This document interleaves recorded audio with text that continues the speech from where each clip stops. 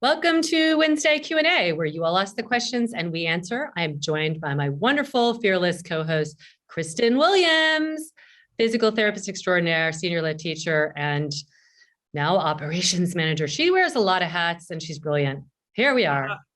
Hi, everybody. Hey, Laura. I love all the hats. It keeps it fresh and fun, you I know, know? you know what, I think this is actually something we could talk about a little bit, is like, it's great to have different chapters of our lives. And this is what we talk about on the mat, is like being adaptable and being curious. And, what we're speaking of, and this is like literally on the fly here, because we were going to launch into your questions, but, Kristen has taken over some big responsibilities in operations and organization, and she's doing it with great talent as usual. We weren't even scared about that. But she was saying like, it's like building another muscle. And I think this is where anyone who's out there who might be feeling a little bored in life or not challenged or distracted, because distraction is actually a symptom of, it can be a symptom of boredom. It can be a symptom of like not really walking your path and having passion. And yeah, how is it feeling for you to flex this muscle? It's so much fun. It's taken me back. I'm relearning PowerPoint, and I'm so thankful for Google. How do I do this?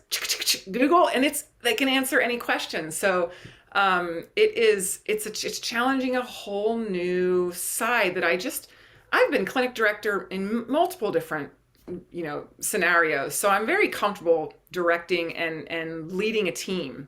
But this whole technology thing is newer.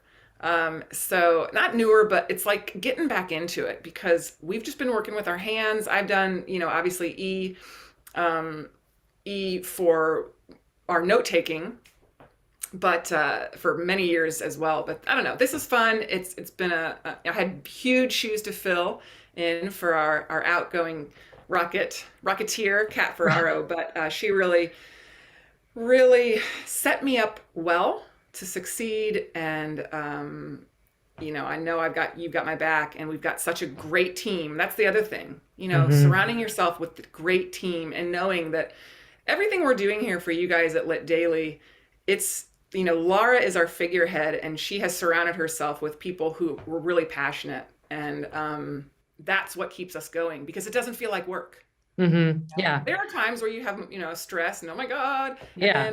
But you love it because But yeah, it's like, and I just feel like it's really so telling and so important for people, women, men, anyone, younger, older, we're both kind of, you could say we're in the second phase of our career. And in a way, it's kind of just like starting off, right? And I think it's really important to be adaptable and to be curious and to, we can all be a little scared of new technology or new ways. And the best thing to do is either be willing to learn it or find somebody to do it for you, right? But don't be scared of trying. And it is really fun. So anyway, I wanted to bring that up because I'm so impressed with you. And I think it's a really great lesson for a lot of people. A lot of people are bored in their job, in their life. And we should be excited to wake up and like the adventure. And that means, of course, there's always going to be some challenges and there are going to be some times where it doesn't feel as exciting. But the point is you're going to be excited by your own growth. And that's part of the growth mindset. And anytime I'm 47 and I'm starting something basically like starting over. Half of you guys are still going to see me on Lit Daily. I'm still going to be writing for the PT Corner, all this stuff still on Lit Prime, but I just got other job duties as well behind the scenes, KB. Yeah, and I think it's cool because we're both in different ways really lighting up both our creative and our kind of analytical sides of our brain. And I think that's why it feels good to wake up in the morning, bright and cheery. All right, so you can always send us questions about that, but we will go into our first question. This is from lovely Eva from one of our trainings, my Omwe Yoga. She says, how does tinnitus, which is a ringing in the ear or some kind of buzzing, it's like an ear, it's associated with ear ringing, influence one's yoga practice, and how can yoga support you if this is something you are dealing with? What do I, as a yoga teacher, need to be mindful of in terms of movement, sequencing, cueing, et cetera, when working with a client who informed me they suffer from tinnitus? Thank you. All right, well, why don't you launch in there? Sure. Yeah, I think the biggest thing with tinnitus, the ringing itself shouldn't affect your practice. Yeah, it's annoying, it's distracting, but my question for Eva would be, and for her client, is what is the underlying cause of tinnitus? Because there are multiple reasons why you can have tinnitus. It can be just an ear infection can give it. Meniere's disease, which is a type of vertigo, a disease form of getting regular vertigo. You can have it from, high blood pressure sometimes can cause a ringing in the ears, or fluid and ear infection. So head and neck injury, migraines, those are the things that I would want to know. Why do they have the ringing in the ears? Because that will more, I think, direct your yoga teaching of him and modifications thereof. If it's a Meniere's disease, you're not going to want this guy to be going up and down, because that can aggravate the Meniere's, which then may aggravate the tinnitus. Same thing to be said for blood pressure issues. You need to be mindful of, is it maintained well on medication, his blood pressure? If it's an ear infection, that's not going to feel great to go upside down with an ear infection either. So same thing with a head and neck injury. You want to be, obviously we're very cognizant of the neck in our LYT practice, but just knowing if that's the reason that they have the ringing. So I would dig a little bit deeper, because when someone has ringing in the ears, you're always like, it can be something as simple as stress, or tension headaches can give you ringing in the ears. So that would respond wonderfully to LYT yoga and all of our lengthening triple S work. But again, if it's something on a different tract, you might want to be mindful. What do you have to say about that, Laura? Yeah, as always, I think it's important to get as much information as possible. How long has this been going on? Has it improved? What precipitated it? Because maybe if it was a virus,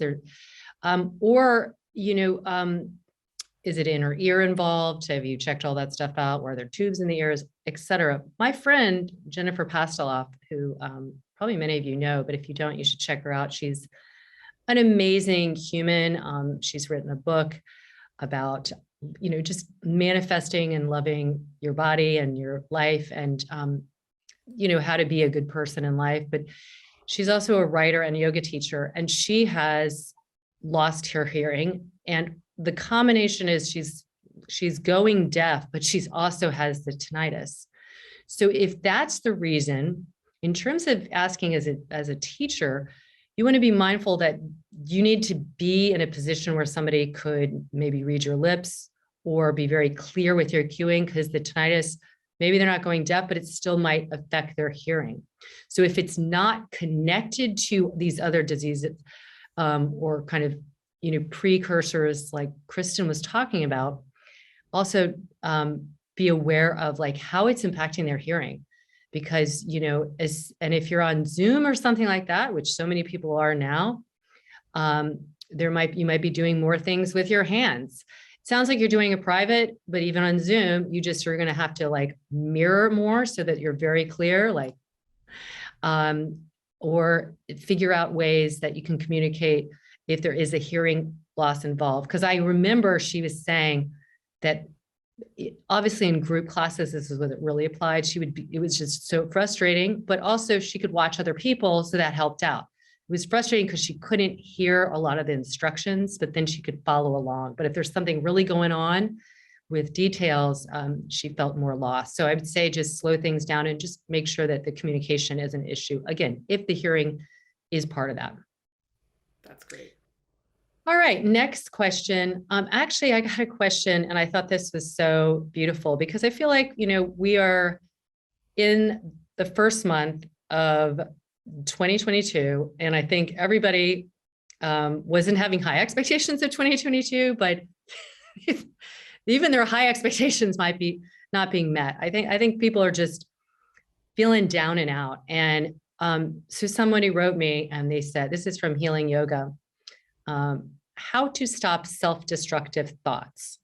And I thought, this is something, again, disclaimer, we are physical therapists, we are not mental therapists. I think there's obviously a lot of overlap, but when you have, real needs for that, you really do need to get to a professional help. So that would be my first thing. If you're having something that's self-destructive and it's causing some fear, I would absolutely reach out to a therapist. And now there are so many ways of getting therapy at a really reduced rate.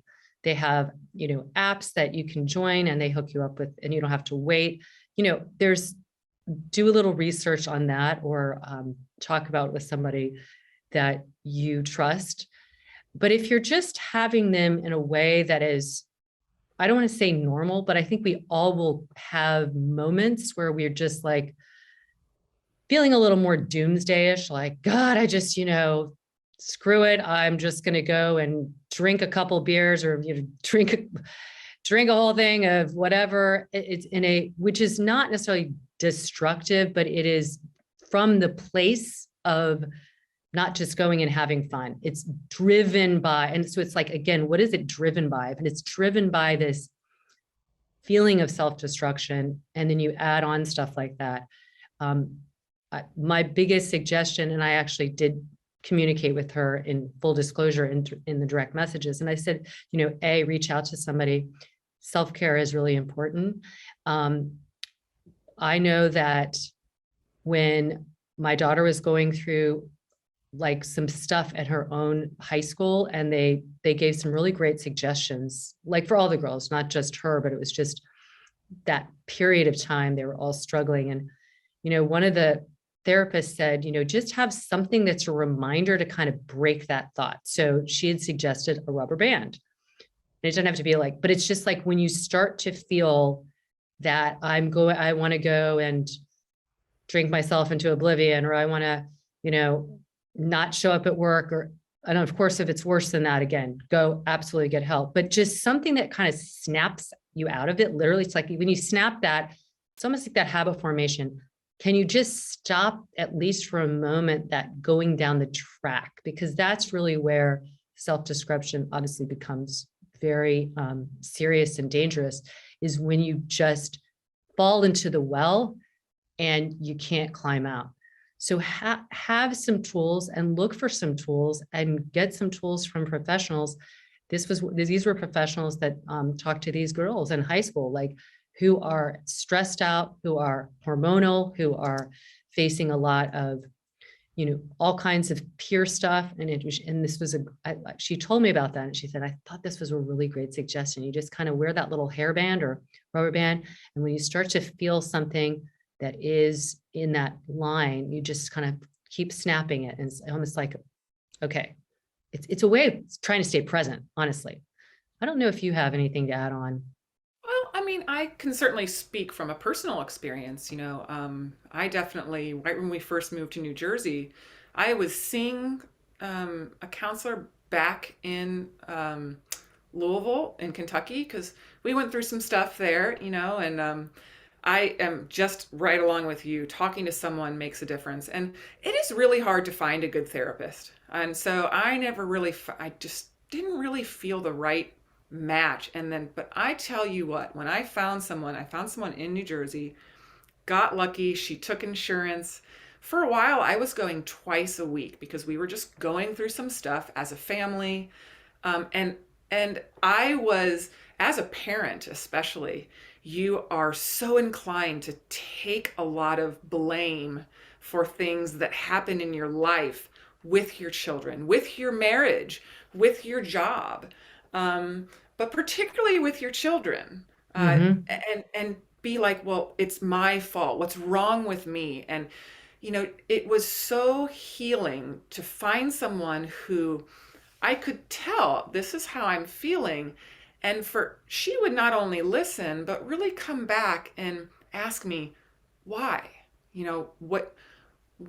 and when you have to articulate why you feel a certain way about yourself, for me, it tended to make me realize the irrationality of those thoughts and recognize the root of where they might have been coming from. And this was months of therapy, that I was going to, and I would journal. I would write down these things, and then go tell, what did you write in your journal? What did you think this week? And then you go back and you read, and it is a way to separate yourself from the moment of when you're feeling that way, and step back, and then also kind of retrospectively look at your life and say, well, maybe that's why I feel this way.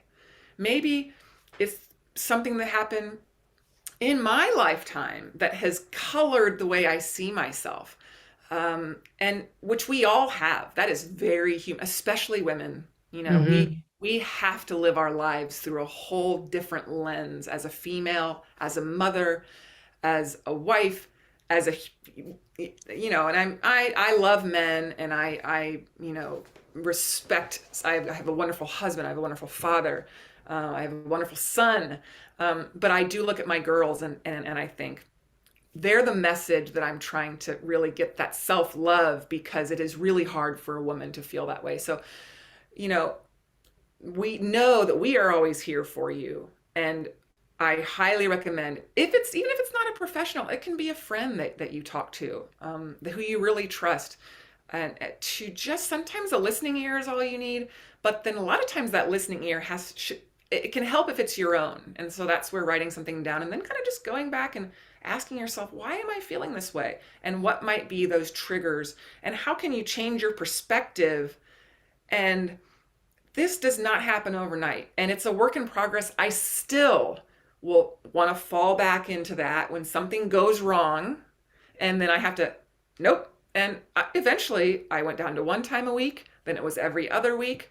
And eventually I no longer needed that assistance, because I learned the tools to get there on my own. And that is a gift. So please reach out to somebody if it's disrupting your life. And then you will thank yourself for that. That's so beautiful. Thank you for sharing that. And I love it because like writing down, sometimes you're actually visually seeing the thoughts that you're telling yourself. And it, like you said, going to a therapist and having them say like, well, why do you think that about yourself? Like we sometimes, we can be the hardest on ourselves. And so that's when you say self-destructive thoughts, that's like, think of how you would nourish something that you loved. You need to direct that to yourself, and you want to have help doing it, but start to notice your patterns of how you speak to yourself, and your response to that. And like Kristen said, I think, it's for some people, this could be a lifetime.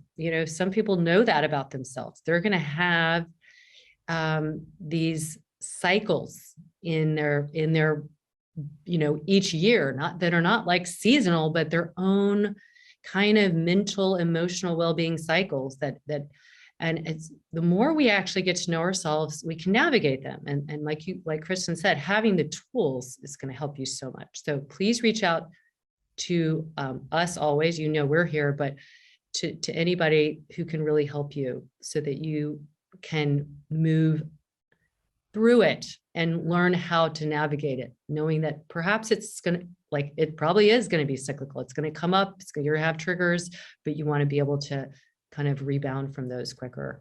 And So that you aren't alone, yeah, you're not alone. I think this is what I tell my daughter all the time when, she's feeling like, oh, I'm really this, I'm stressed, or I'm not seeing people. And I'm like, I get it. And I said, I don't know if this is going to bring you comfort, but I think it is comforting in a way, like right now in the world, we're all kind of like, even if we have everything we need, right? We still are struggling emotionally, because we're seeing the impact of the global pandemic on other people. And unless you're like cruel and cold, it affects you. We don't want to, have people be sick, be out of work, be stressed, be struggling. And that kind of energy is transmitted beyond just individuals. So I think collectively we're feeling it. And like you said, Kristen, to know that you're like not alone. You're not alone to have, you know, um, destructive or harmful or mean or cruel or injurious thoughts to yourself. That's, I think, in a way, that would probably be helpful to know. Unfortunately, that happens very frequently. And like, Well, and I was going to say, we know healing yoga, and that she probably looked at me and never thought, why would Kristen have to? People look from the outside like they've got their shit together, and we're dealing with social media where we're all putting our best face forward, like, oh, look at, and we're all, because that's what we want to project to the world, but that's not the true story, and so just, you can look at someone like Laura, like me, we are older, we've been through some stuff, and so, the people you may hold on a pedestal have probably felt that way too at one point or another. And, just take, I don't want to say, I mean, maybe it is take comfort in that, knowing that what you're feeling, I do think is normal and you're able to get through it. So, yeah, you're not alone. You're not alone. Yeah. I think more than anything, we need to remember that even if you're feeling alone, and even if you don't feel comfortable reaching out to someone, just do it. Like, you're not going to lose anything by it. And you could actually gain something, just do it, really do that. So you deserve that. And this is just a message for everybody. If you're struggling, which I'm sure many are, emotionally, physically, mentally, all of it, just reach out in some way. And actually, it's very empowering and courageous to say, I'm struggling. And it can be to a friend, to a parent, to somebody you trust, somebody, and just say, like, I'm struggling. I think that there's such courage in saying those words. Yeah. So, yeah. Well, I think we'll end on that note. I think it's, again, we started this whole thing talking about how Kristen is resilient and adaptable and going on to this new job. And a lot of that has to be with the work that I'm going to just speak for you, but you can certainly add on to that you have been working on every part of your being. And that has brought you to this really fortified place where you can be excited about a new experience because you're not weighted down by other worries. Yeah, exactly. And every turn of the chapter, is exciting. There's a, fearlessness, and just be strong, be fearless. And when one door closes, another door opens without fail. I believe that. Yeah. So, we'll close the chapter on this Q&A and open the door to next week. So thank you all for joining. You guys know we're pulling for you. Always. We're pulling for you. Write us. And please, if anybody's listening who does have a therapy background and would like to point us into resources, feel free to write us and we can share that, because we're really about sharing and elevating everyone to feel and move and be their best. So we're pulling for you. I love you, KB. I love you too. Bye, everybody.